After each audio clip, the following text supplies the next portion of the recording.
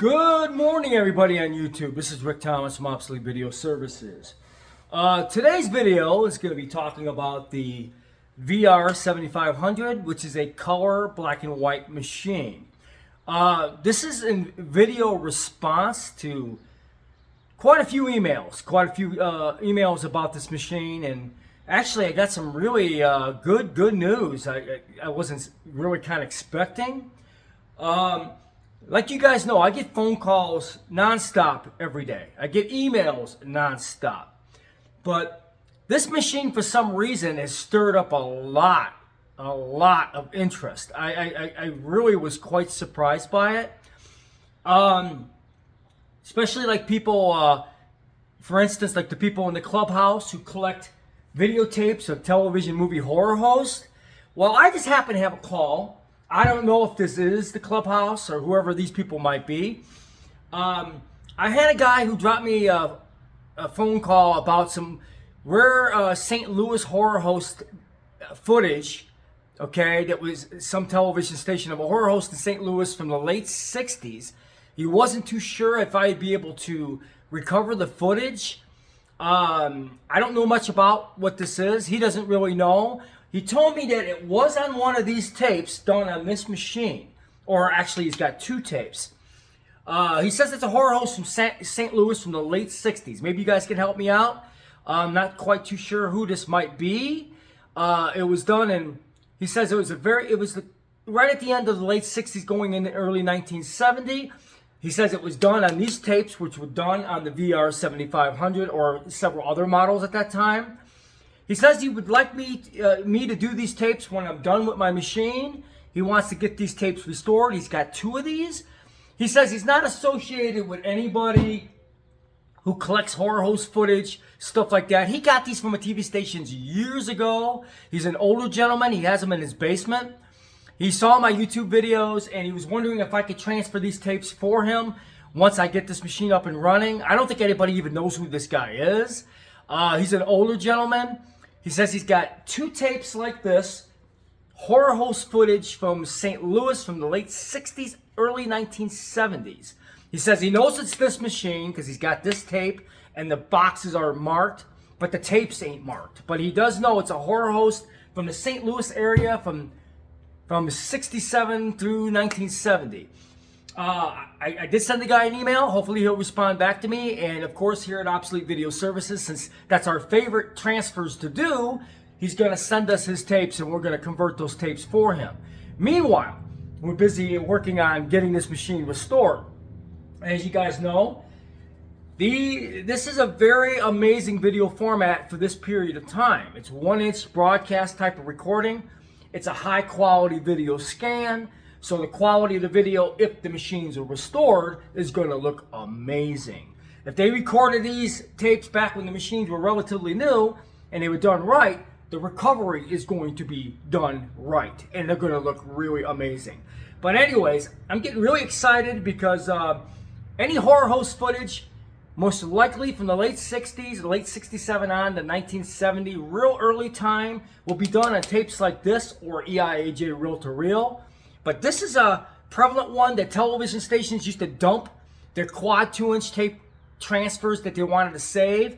They would dump them off the tapes like these for safekeeping. So I'm very excited about this. Again, guys, we are coming up with more television, more horror host type of footage from the late 60s, early 1970s. I had a guy in St. Louis, and I actually have another guy in Florida who says he might have a lead on some tapes like this that I might be very interested in. But I've been getting lots and lots of calls about this machine because obviously there's not really any of them out there that work. So people who have these tapes probably realize they have nowhere to go. That's what I like about what I do, guys. It may be a lot of trouble to restore machines like this, but I enjoy doing what I do because they're going to come to me sooner or later. Because if I have a machine that works and nobody else does, and you can't find one, these are very rare machines. Almost none of them work, and it's a real issue. So that's why I love doing what I do. I restored a machine. People can have very rare stuff that could be like the holy grail, like holy crap, I cannot believe this was found. It's going to be on tapes like this. So I'm really happy with the guy. He's going to send me some tapes. I can't wait to see what this is. He's waiting for me to get the machine done. It is horror movie host related stuff. On top of the stuff that I just found on 750 reels, which I know is also horror related stuff. This is going to be the best transfer ever. I cannot wait to work on this project. It's going to be amazing. Anyways, guys, the progress on this machine. As you know, when you buy capacitors, I buy them, from Ted's. I told you people online.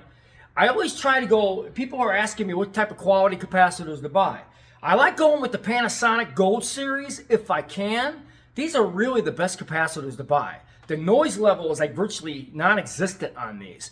And in video, you want to keep the noise level, the noise level to a minimum of nothing. That's what you want. But anyways, I do have an awful big stash, various different capacitors. I have an awful lot on order coming to finish this up. But like I said, capacitors are even getting hard to get. Getting capacitors, which is considered old school, those are getting harder and harder to find. So when you're doing restoration jobs like this, getting capacitors, there's not many places online that still sell those really funky values that you really need when they first made these machines. Because, for instance, this machine has a 640 microfarad capacitor. That is a bizarre value. Where are you going to find it? There's not many places that do, and like I said, if you don't do your research and you've done this stuff like I have for over 30 years, I know what to look for and where to get this stuff. But I enjoy the rebuilding process. I really enjoy doing this. Besides transferring the tapes, finding historical value, I love doing the rebuild on these machines because it makes Obsolete Video Services stand out better than anybody in the country.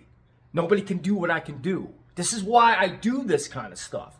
I got a machine that's so rare. Do you have a perfectly working one? No. Do you know anybody that does? Yeah, go to Rick. He can do it for you. That's what it's all about. If you want to be a master, a professional at what you do, and you really want to do this type of work, do it right. I started this business saying, look, if I'm going to do this, I'm going to do this right, and I want to be the best in the business. And we are sure getting there. I mean, my reputation and what I do is globally. I got people from all over the world who contact me. This is what I enjoy doing. Yes, it's my job. I do this full time. People say you're so lucky you get to do this. Yes, it's pretty amazing. But anyways, you got to know all about this type of stuff, especially when you find videotapes, especially very old ones like this. Do you enjoy what you do, which I do? But like I said, I don't mind doing rebuilds on machines as long as it benefits a big job or jobs to come. These machines are very, very hard to get, and none of them work. They're all in shambles. They have to be restored. So guys, the history of this type of work, if you're going to do video work, do it right. And Obsolete Video Services doesn't do anything half-ass. It does it straight to the point. Screw this crap. It's all going to be new. Set it. You're done. And you can do some great transfers, and you can save this stuff. So I hope you guys enjoyed this video.